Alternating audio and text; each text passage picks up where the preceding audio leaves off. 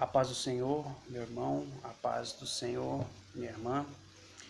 Meu querido povo abençoado de Deus, eu quero aqui compartilhar com os irmãos, né, algumas coisas que o Senhor tem me colocado para que eu possa estar entendendo a palavra do Senhor, algumas leituras que eu tenho feito da nossa Bíblia, que Deus tem falado comigo e eu pensei, por que não passar, né, para as pessoas aquilo que Deus me trouxe, que Deus me abençoou. Então eu resolvi gravar esse vídeo, né, para que Deus possa falar com você também, para que Deus possa te abençoar, abençoar a sua família, Deus possa abençoar a sua casa. Às vezes a gente sabe que não é fácil, né? São batalhas, são dificuldades, são lutas, né? Ainda mais para a vida daquele que é crente, daquele que teme ao Senhor, daquele que segue os mandamentos que Deus tem nos deixado, né? Que é a palavra, que é a Bíblia. E a gente sabe que ser cristão hoje não é fácil, né? Tanto pela mão do próprio homem, quanto pela mão de Satanás, que está aí ao nosso derredor, né? Jogando suas setas, suas lanças, nos ferindo, e a gente sabe que não é fácil, né? E eu creio que, independente da placa de igreja, né, devemos saber que antes disso nós somos irmãos, certo? Todos nós somos irmãos, independente da cor, raça ou religião, nós somos únicos irmãos, né? Filhos do mesmo Pai, filho dos mesmos Deus, né?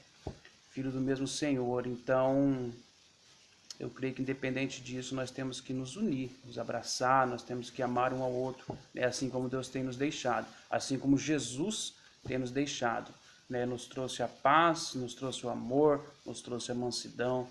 Então, eu fico muito feliz, né?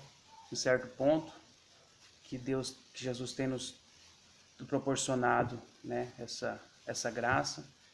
E eu quero passar para vocês hoje uma leitura, né, que Deus tem me chamado a atenção, que está no livro de 2 Reis, capítulo 4, né? Capítulo 4 do 1 ao 7, tá? Eu quero fazer essa leitura com vocês, eu quero que vocês abram sua Bíblia, faça essa leitura comigo. Se você não tiver uma Bíblia aí por perto, não sei onde você está neste momento, mas eu peço que você feche seus olhos, né? Tira um minuto, né? Não vai ser muito longo, vamos tirar um tempo para o Senhor, né? Porque nós temos 24 horas por dia, né? Às vezes nós não tiramos nem um minuto para Deus. Eu sei porque, né, eu já fui assim, a minha vida é corrida e a gente às vezes esquece, às vezes a gente tem no pensamento, mas nós não criamos atitudes, né? Para que o nosso Deus seja glorificado. E o Senhor, ele merece um tempo, sim. Ele merece, eu creio que ele merece as 24 horas, porque às vezes a gente não pensamos nele, mas o Senhor, ele está pensando em nós, né? A palavra diz que ao nosso deitar, ao nosso levantar, ao nosso caminhar, o Senhor, ele é conosco, né? Ele nos guarda, ele nos guia, mesmo dormindo. Então, o Senhor, ele tem um amor muito grande pelo filho, né? A palavra diz que o amor do Senhor, ele é maior, muitas vezes maior que o amor que uma mãe tem para o seu filho, né? Aí você imagina, né? Quanto uma mãe quer bem, quanto uma mãe quer bem para o seu filho, né? E Deus, ele quer muito mais. Esse amor dele é maior, né? Até onde eu tava falando para uma irmã e disse para ela assim que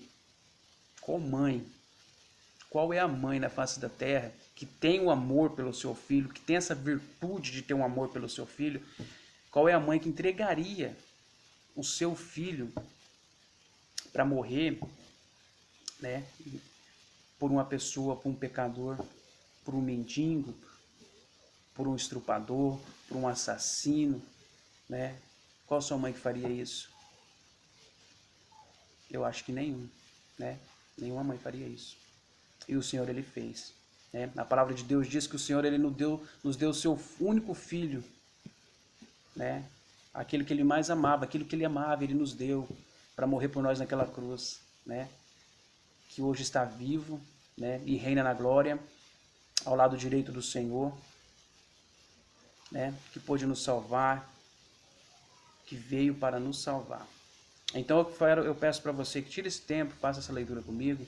Vamos estar aqui falando do profeta Eliseu, né?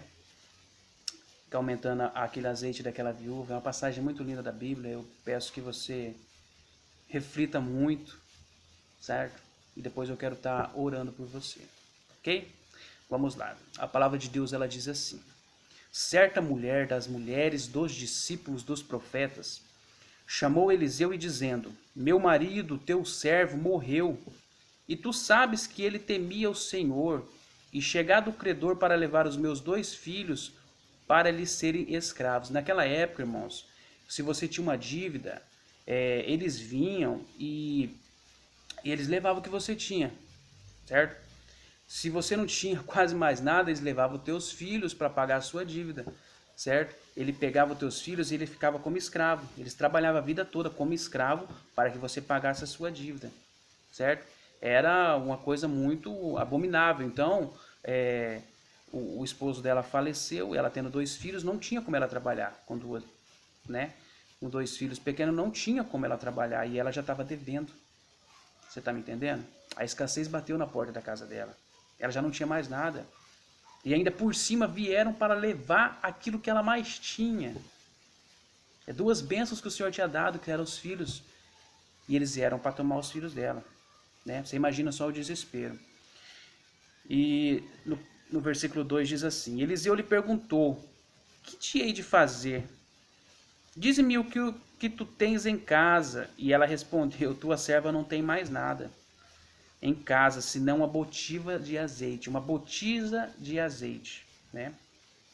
Então disse ele: vai, pede emprestadas vasilhas a todos os teus vizinhos, vasilhas vazias, não poucas, né? Falou: vai, pega emprestado, pode pedir bastante, sabe? Porque o Deus que a gente serve, irmãos, ele é um Deus fiel e vivo. Ele é um Deus que ele faz o impossível. Aquilo que você acha que não pode ser capaz, é um milagre que você acha que não pode na sua vida, é aí que o Deus ele entra, entendeu? É onde ele entra nessa história. Porque ele é um Deus do impossível, certo? Ele faz o que você jamais acreditaria que acontecesse.